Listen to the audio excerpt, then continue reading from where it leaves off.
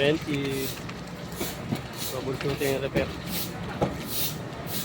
Check natin mga aircon, mga master. Meron diyang hindi gumagana.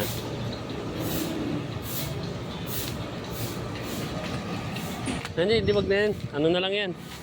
Monitor ko na lang yung karga pero mukhang leak eh. Ayan o. Naglalangis. Doon kasi sa kabila, overcharge yun eh.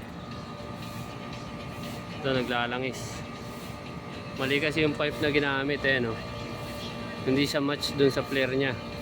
So nag-provide tama. Nagdala tayo ng mga copper.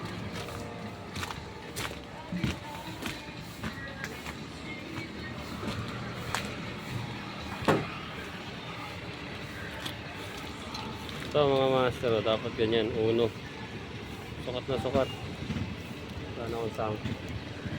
Ginamit kasi nilang copper, 3/4.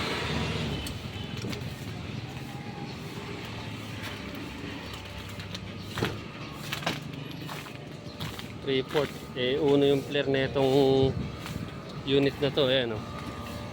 So tapos may teflon, so hindi advisable yung may teflon. Palitan natin yan ng ano rin, uno na tubo. So since nandito na yung 3/4, welding na lang natin to, ihinang na lang natin dito. Cut natin yan, tapos hihinangan na lang natin para walang leak. I-flare na lang natin to.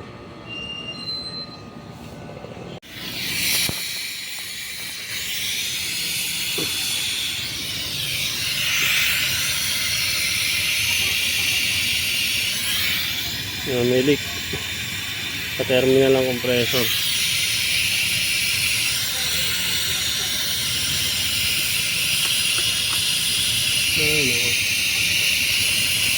Sira na naman yan. Kanargaan ko ng liquid para matrace.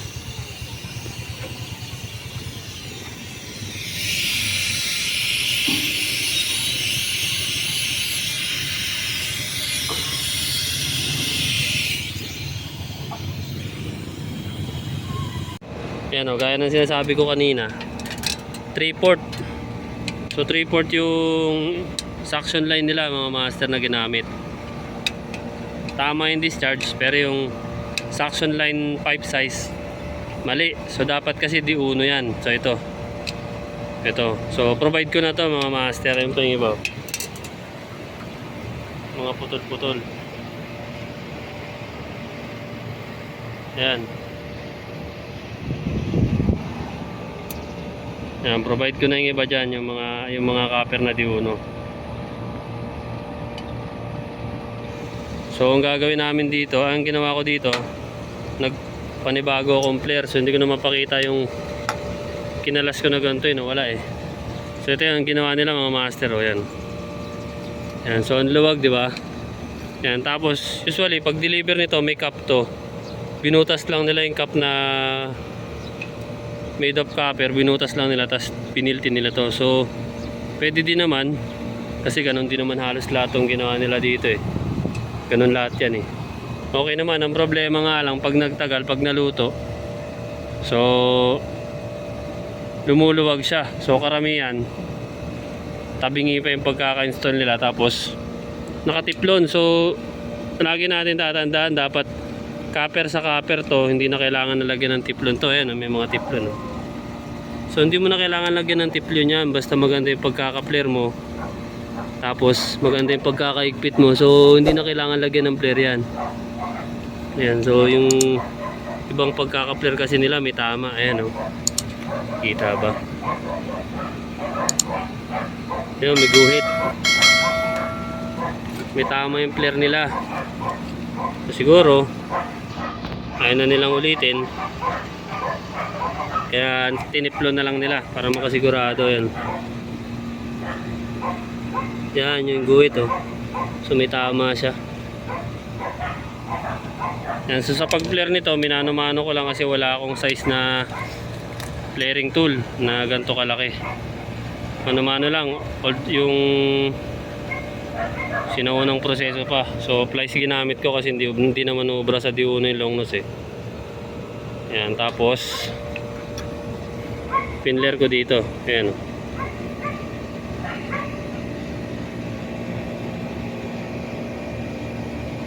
Ayan. So fit na yan mga master. So testing natin to, papakita ko lang.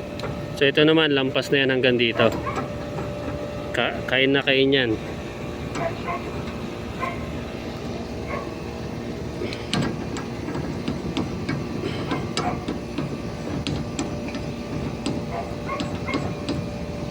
Ayan o. So ayun yung dulo. So pag ginigpitan ko pa siya, ayan, so 0 space. So hindi talaga kailangan ng teflon dyan mga master. Dami mong daldal naman, sige na! Hinggan natin yung ilaw. Ayan o, 0 yan o. So hindi kailangan ng teflon. So kabit ko muna to. Hinangin ko na lang yung ginawa namin. Ayan. Videoan ko mamaya. Yun na mga master. So okay na kami. Ayan o. So 125 PSI na yan mga master. Ayan. Ayan. Tapos yung amperahe natin, okay na rin. Yan. So 17, 18, 16 yan. Diyan siya naglalaro mga master. Tapos working na rin yung unit natin. Ayan, so maganda na yung moist nya. So ito nga pala yung ginawa natin kanina. Ayan, so uno. So yung ginawa kasi nila is 3/4. Tapos yung cup nitong capillary, pagka bagong deliver, meron kasing cup na tanso. So binutas lang nila tapos hininang nila dito. So ang problema, tumutukod yung hinang nila. Okay din naman sana kaso tumutukod yung hinang nila dito, kaya ang naging option nila is teflon. So teflon na hindi naman dapat kasi usually hindi ito nilalagyan ng teflon mga master kasi kaya nga siya flare eh. Ayan. Tapos copper to copper naman din yung magtatama. Basta magandang pagkakahigpit lang mga master, hindi ito maglilik. Nachamba lang yan, nakapalang ng konti yan. Ang buwenas naman ito. Ayan, so pati dito sa discharge line tinanggal ko na rin yung teflon. Ayan o, so wala nang teflon yan. Ayan, dito wala rin teflon. Ayan yung mga marka ng dating teflon o. Pinagtatanggal ko na siya mga master.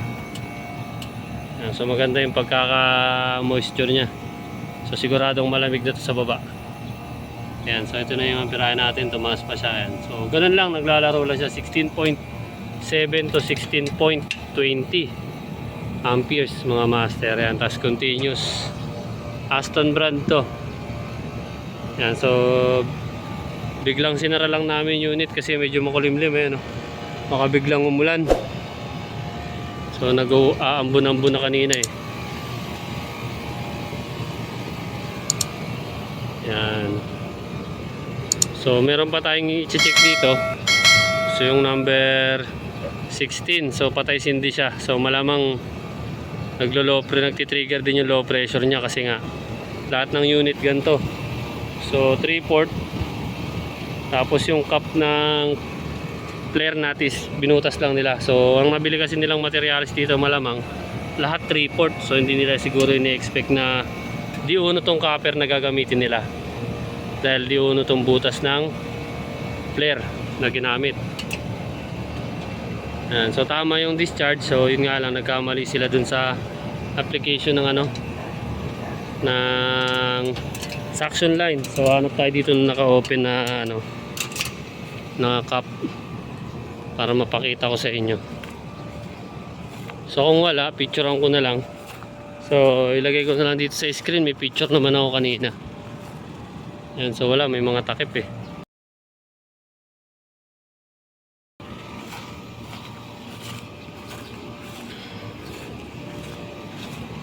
So sige, try natin magbukas ng isa. Tanggalin ko lang tong ano, Frio natin.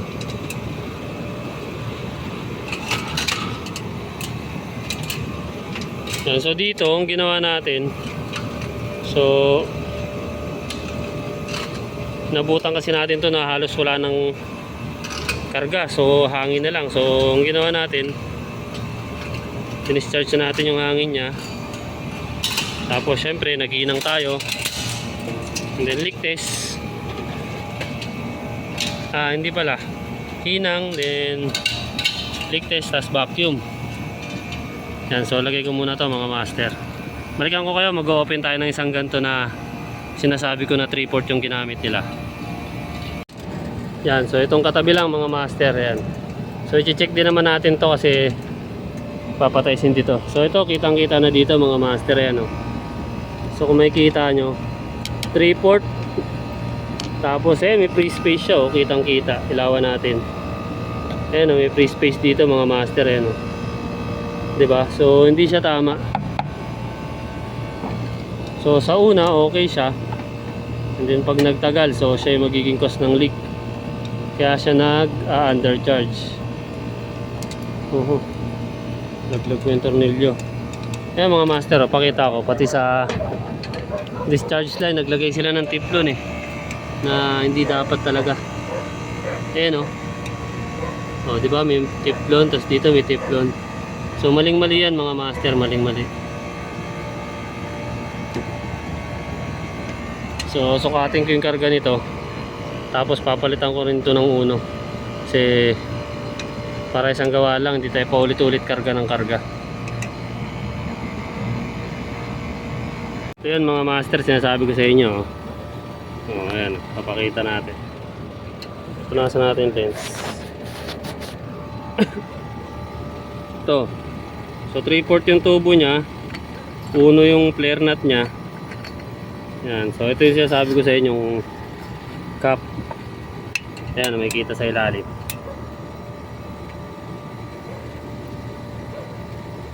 Tinusok lang siya, tapos winelding.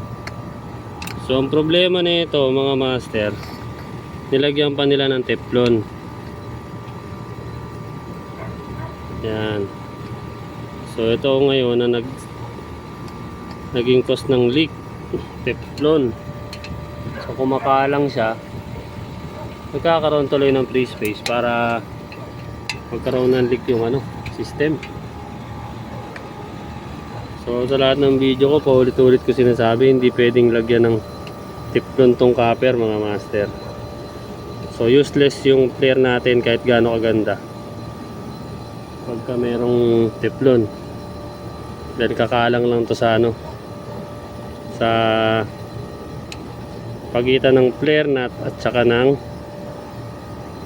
service valve. Ayan, oh, sa pagitan nito saka ng flare nut ito. Dahil kung tutuusin 0-0 na yan mga master So no need to na yan, diba? Papa-English pa. Oh, ang gulo na naman! Ang gulo magsalita Hindi na kailangan lagyan ng kung ano-anong ganyan. So masyado lang natin pinapahirapan sarili natin mga master pagka ganito yung ginagawa natin.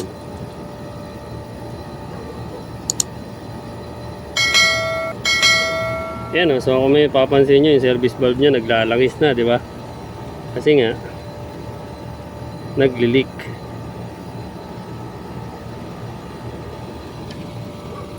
Ito yung cup mga master.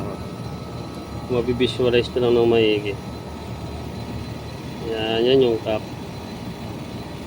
So naka-design kasi talaga yan sa flare nut. Cover niya para para hindi sumigaw, kasi naka-pump down to usually, di ba, pag galing sa factory or sa service center. Ayan, na-pump down na natin siya. Kahit pa paano, minatira pa, na-pump down natin.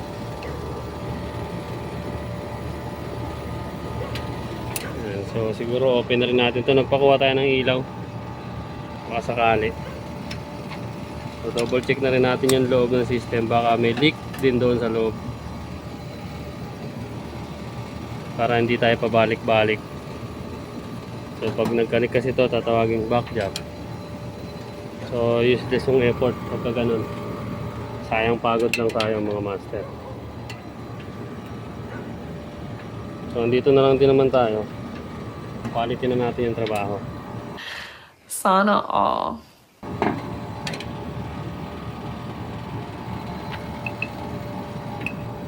So malapit sila mag-close.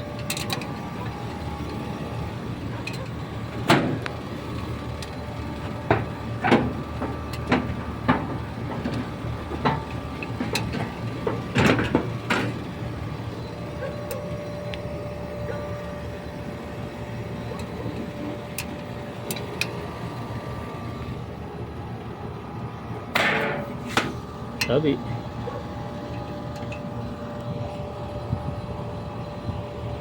Yan o, langis yan eh.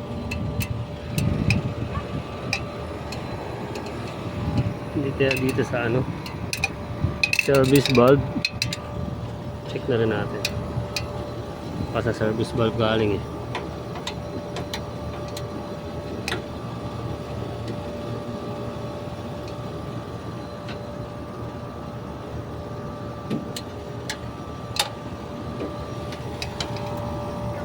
So, hindi kasi pwede pagbabukas to mga master dahil bukas may lakad tayo. Preventive maintenance naman tayo sa Makati.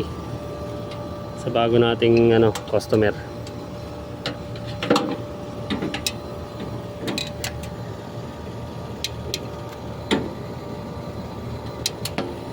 Yan, so malabo rito. So dito talaga, possible leak. Yan, so gawin ko muna to mga master, balikan ko na lang kayo pag okay na.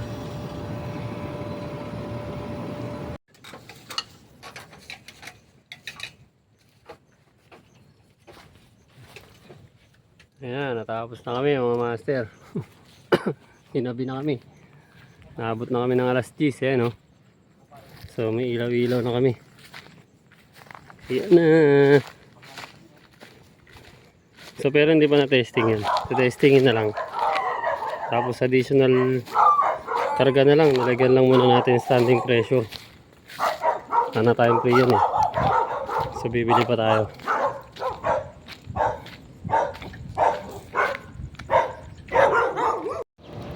Yan, working na lahat mga master. Maliban sa may mga sirang compressor. Yan, working na yan oh. Ko.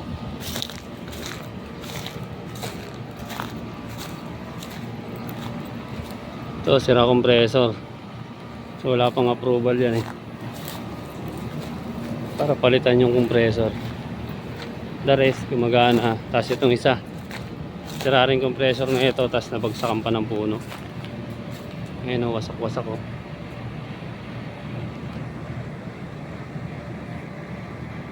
So the rest gumagana na yan mga master.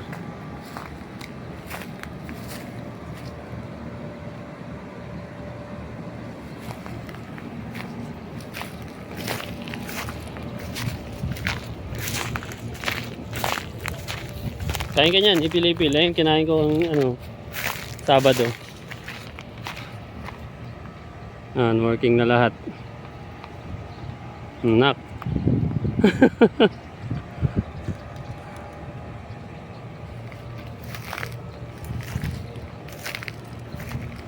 Back to normal na. So chill na dun sa loob mga master. Kaya lang kulang pa rin ang preventive maintenance sa loob. So cleaning season na kasi to eh. So hindi pa nalilinis. So repair pa lang yung ina-aprobahan. Kasi may schedule yung ano natin dyan eh, preventive maintenance, yung mga linis. So dito ang patakaran nila is every 3 months. Sabi ko dapat 2 months. Ang gusto nila every 4 months. So wala tayong magagawa, customer yan. Kaya lang ito yung magiging epekto pag sobrang dumi na. So makikita nyo naman sa mga video ko yung mga preventive maintenance, iba-ibang store nila. So nilulumot na. So ito yung naging cause, sira. Tapos yun, sira rin. So sa likod, doon banda, may sira rin doon. So tatlo yung sira dito mga master. Tapos yung ibang defective dito nag-alarm. Tapos yun nga yung naging cause ng leak. Kaya ni-repair natin kasi 3/4 yung copper tube na ginamit. Pero yung flare size niya is dapat 1 or 1 in 1/8.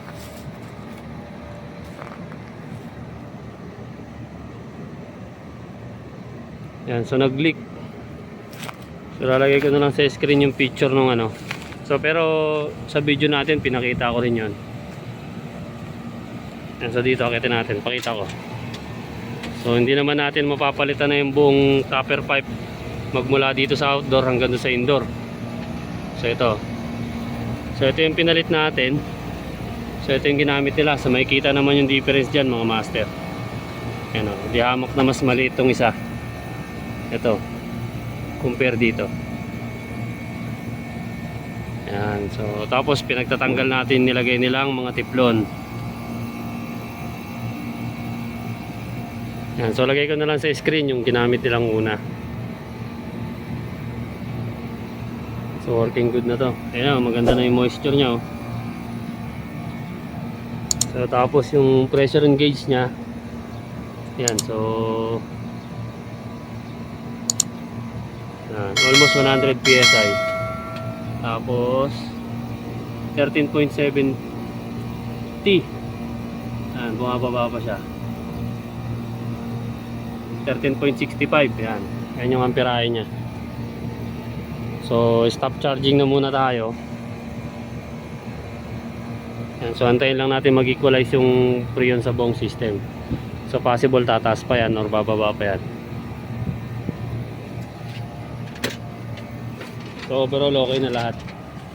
Working na. So chill na dun sa loob, malamig na uli. So lalo na pag nalinis siya mga master.